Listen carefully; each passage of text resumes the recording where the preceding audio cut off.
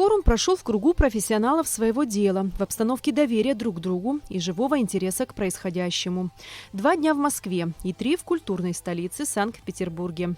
По приезду участники посетили крупнейшее в стране информагентство «Россия сегодня», где обсудили актуальные вопросы современного медиапространства. Мы посетили штаб-квартиру «Спутник» Международного информационного агентства.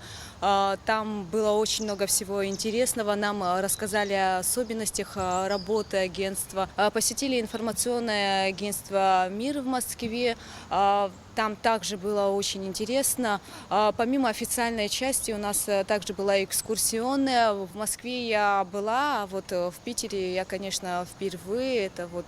Это какое-то очень яркое, необычное путешествие для меня. Вот поездка такая, она тоже не была у меня так запланирована. Спонтанная поездка оказалась для многих участников. Некоторые подали заявки буквально в последний момент. И, кстати, приняты были все.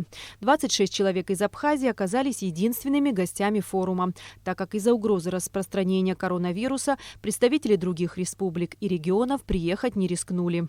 Я решила попробовать себя и поучаствовать, и нас отобрали. Несмотря на плотный график у нас на работе, на телевидении, нас отпустили 6 сотрудников, а ГТРК участвовали в форуме, который организовывает Россотрудничество. Конечно же, спасибо нашему руководству, потому что такая возможность дается не всегда, и нам пошли навстречу. Вот в Санкт-Петербурге мы посетили здание правительства Смольное.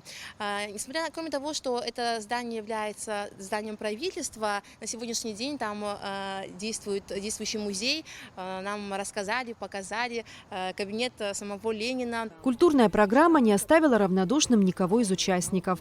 Обзорные экскурсии по Москве и Санкт-Петербургу, прогулка по ВДНХ, посещение музеев. Оба города очаровали всех без исключения. А во время деловых встреч молодые лидеры пообщались с руководителями комитетов администрации Санкт-Петербурга и представителями Россотрудничества.